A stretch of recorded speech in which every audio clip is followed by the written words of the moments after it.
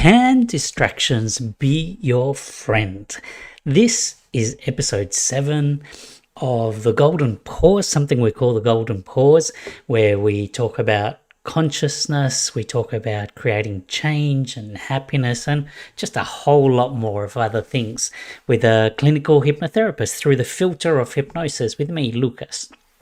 And in this episode, I want to talk about that. But before that, I need to say we go live every Monday and Thursday at 8 p.m. Australian Eastern Standard Time. We'd love for you to come visit us on these lives. I always have fun doing them. It's something new that I'm doing, and it's a challenge, and so it's just great. I love it. Anyway, so we finish these episodes with something called the Golden Reset, which is a guided meditation to train your body to be a calmer, happier you. So if you'd like to be a calmer, happier you, stay around for the end of the show where we have a small guided meditation that helps your body to get trained on that. So let's get started talking about distractions. Oh my goodness.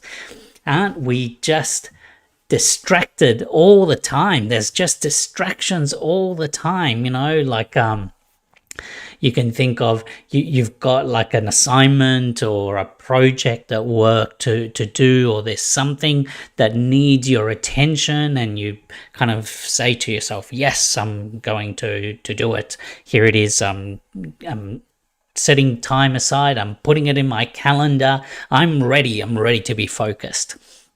But as you're about to do it, bing, a little notification, a little, I like to think of it as your phone's mating call, trying to get your attention. And social media companies and phone companies have just weaponized the way that our attention can be hijacked, and how distractions can take us from what we intend to do to what they want us to do.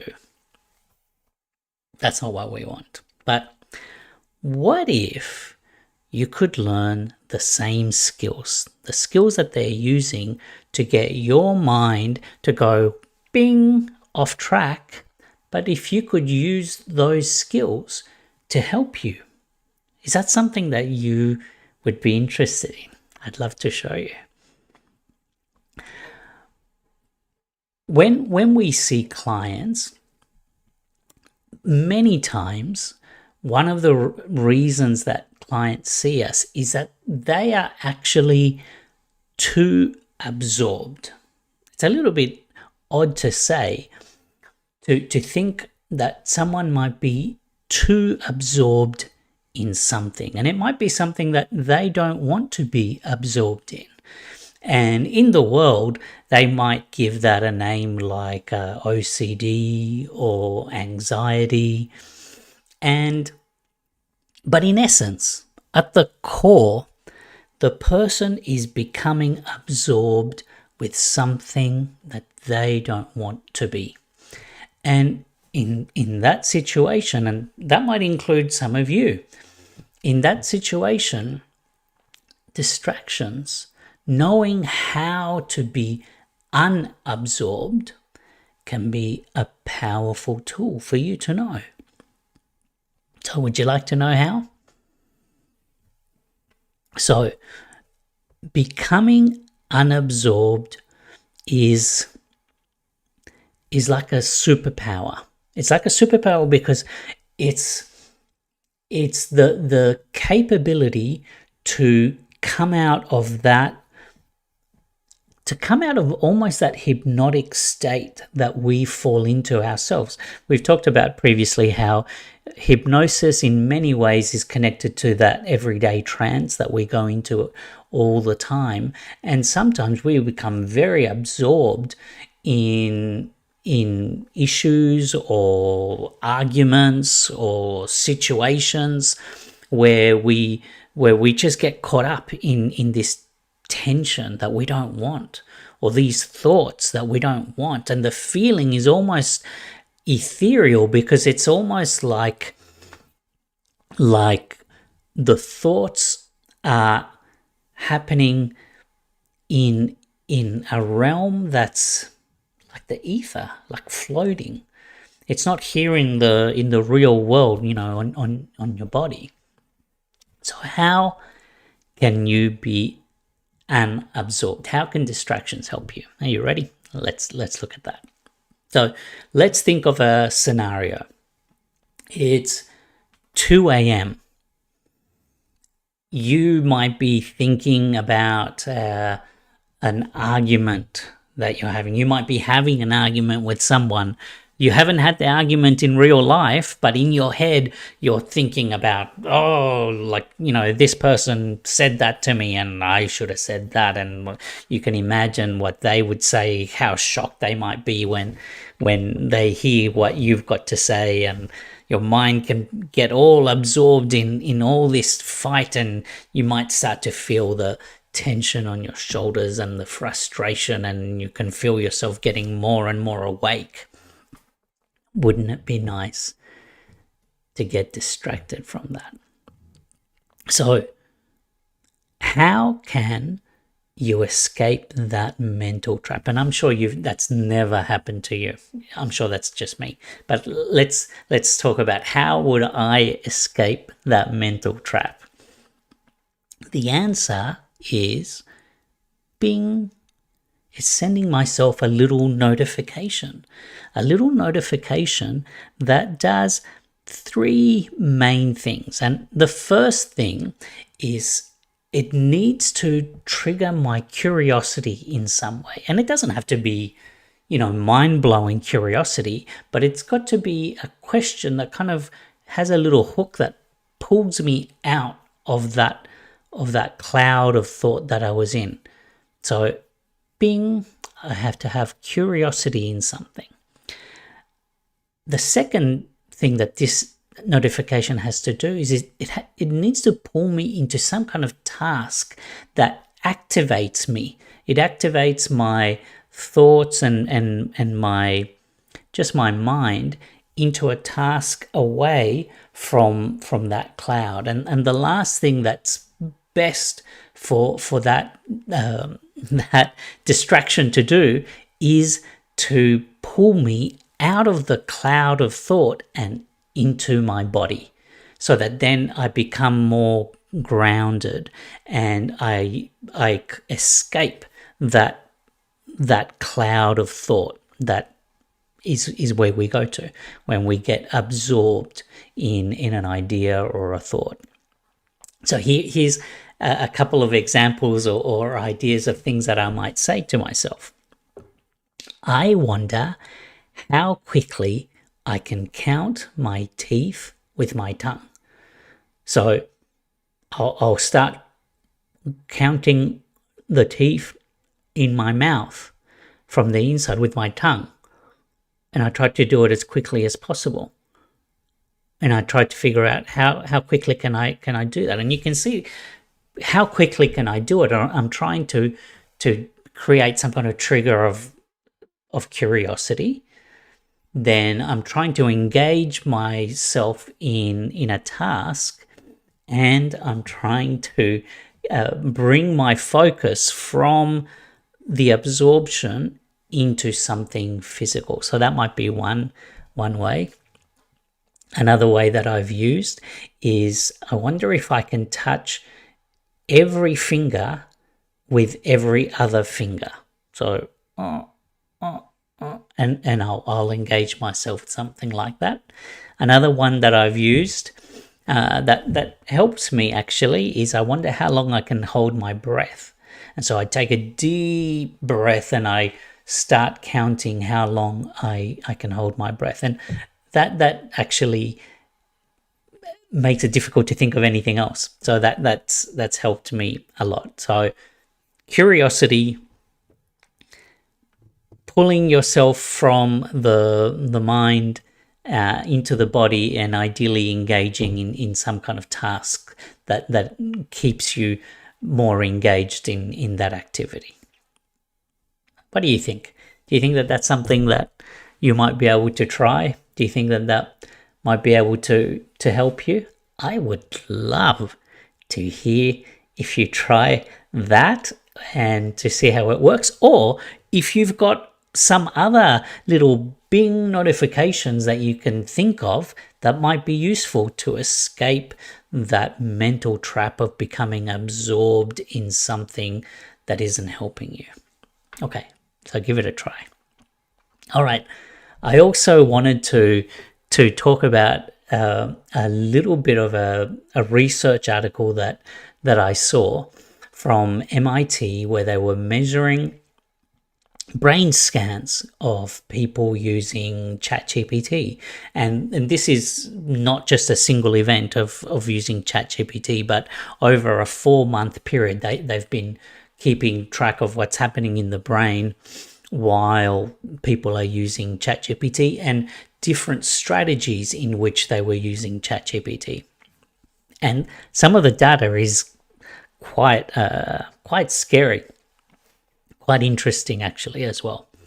And I don't know about you, but do you remember how I turned 49 just recently, and there was a time in our lives where there wasn't a smartphone in my life, and I used to have to remember phone numbers.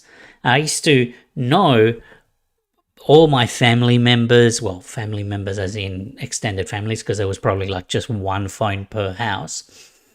I would have to remember work. You might remember, the pizza place. You might remember their phone number. And you would just remember your friends. You'd remember all of these huge volume of phone numbers. But today, I only just remember my phone number. And that all went away because I outsourced my mental space of having phone numbers and thinking about phone numbers into my smartphone. I just, all the contacts went onto the smartphone, and now all that thinking that would help my mind to remember these numbers is just gone. And I don't know if it's gone into more productive things, to be honest. It's a question worth asking. But how this connects to ChatGPT is that they were finding something very, very similar happening with ChatGPT users over an extended period of time. The brain is just getting blur, especially in situations where they are outsourcing thinking. So when somebody is going into ChatGPT or other AIs and just getting the AI to create the answers for them without them doing any prior thinking, basically the stats were not something like this were the stats. 83% couldn't recall a single sentence that they had just written like a minute or two ago. Isn't that like crazy? 43% drop in neural engagement. So they had pictures of the scans, and like the brain, when it's sort of engaged in that outsourcing of thinking to ChatGPT, it's just like grey. There's no activation. There's no color for the different parts of the brain being activated. And that's not good. I kind of think of it like the zombification that AI can do on us. It can turn us into like little zombies where we're just thinking, AI, ChatGPT, and for everything we just start going, I don't know, go to ChatGPT to create the answers. So if you want to avoid the zombification that's happening and that started to happen, if you want to avoid being one of the AI zombies, we think that we are getting robots to do stuff for us. I think the AI is turning us into little zombies that are just going to do what it says. And so I think that there's something changed. Another statistic that was really, really interesting was that AI reduced the effort in learning. So the effort that was seen in someone learning something new, AI was reducing that by about 30%. And I've done a long, deep dive into learning, and the issue is that the effort is the learning. Without that effort, the learning isn't happening in any kind of depth. And so when you see that AI is reducing the effort placed to learn something, it's a real concern. So if you want to avoid becoming an AI zombie, I recommend, and this is what the research recommends as well, to do your own thinking. AI needs to not be your first port of call to create something. So if you're needing an email written or a newsletter written, you write something first. You create.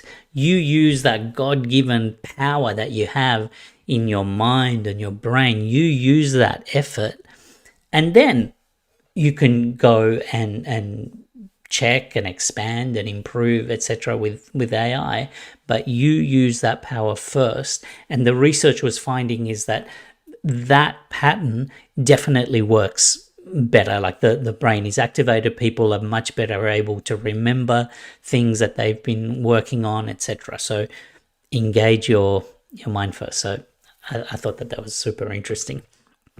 All right, the last thing that I wanted to cover quickly was that just this week, I was interviewed for a really interesting podcast called The Toxic Silence by Janella Purcell, who is just someone really super interesting, someone who's been involved in healing and food, and this podcast is really interesting. So if you'd like to see what that conversation was like, it was super fun. We talked about how hypnotherapy is useful, how it works, how it informs therapy around trauma. It's a really cool conversation. You should check it out. Go to wherever you do your podcasts and search for Toxic Silence. You'll find it. It's like a red cover page. So that was lots of fun. All right. I think we've come to the best part of the day. That's what I think anyway. Would you like to be a calmer, happier you? If you do, now is the perfect time. You know what? I'm going to even turn on a little bit of music to help us to relax, to trigger the memories in your body, to remember how to down-regulate. This is called the Golden Reset. And obviously, if you're driving, if you're using any kind of machinery, you should kind of pause and not take part now. But if you're ready and you would like to be a calmer, happier you, now is the time to just sit back and maybe start by taking a deep breath. And as you do that, I might just even cover my face with an image so that you can really just relax. And I wonder if you might just really take a deep breath and really feel that expansion of your lungs and your chest.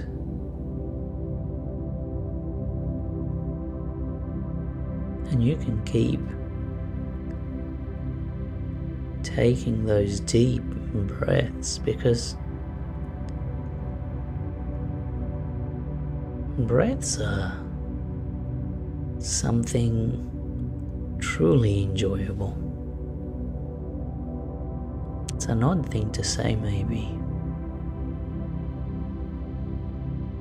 but when you think about it, it's easy to be a little bit absorbed by the feeling of taking that breath in and feeling how just that little act of reconnecting with your body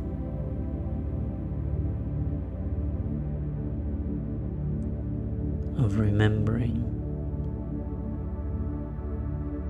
how a breath was the first gift you were given on this earth.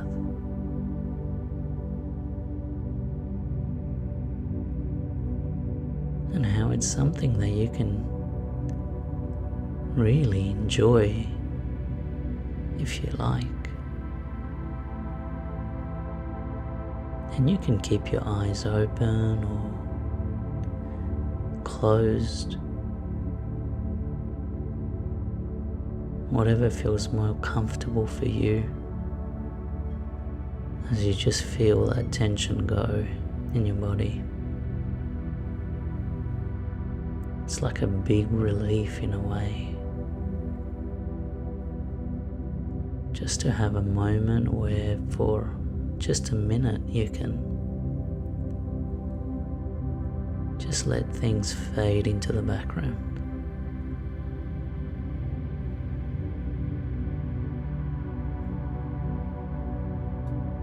That feeling of relief,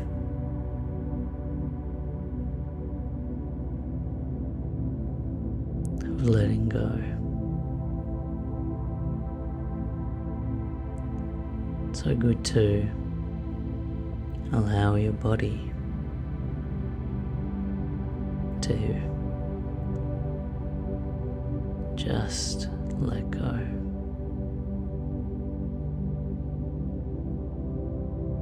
And there can be noises around you, there can be sounds of voices,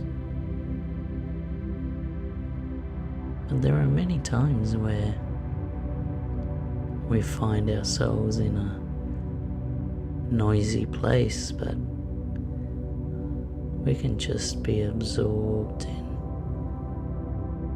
a thought or a task, and everything can just go into the background.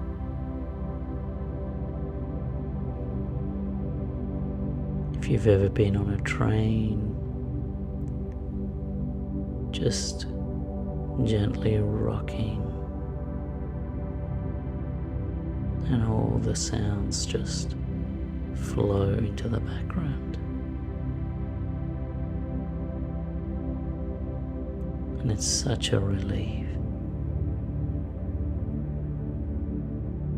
such a relief to let the breath lead.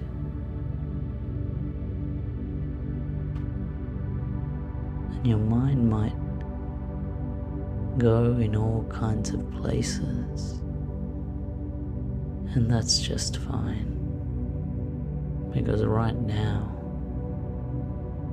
you can let your breath lead, and your mind and your body will follow. And so it's good to feel your shoulders relax, the muscles on your face relax,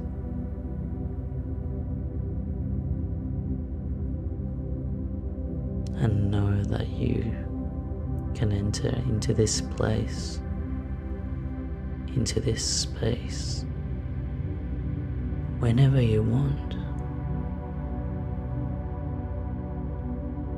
whenever you need it. This is yours now.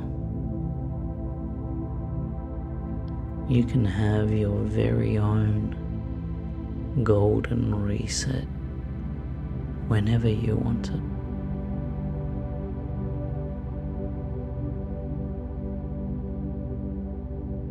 And so now,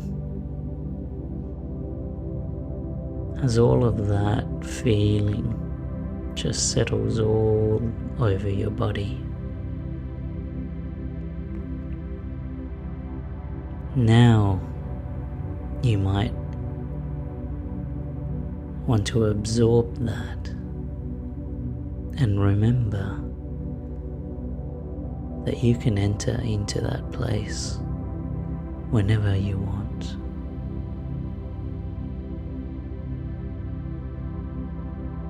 And right now, it's a time to be back and be present in the moment. But you can know that there has been a reset in your body, and it has made you a little bit calmer and a little bit happier. And your body is learning to be calmer and happier. And so I am so happy that we got to spend this time together. It's been a pleasure doing this with you.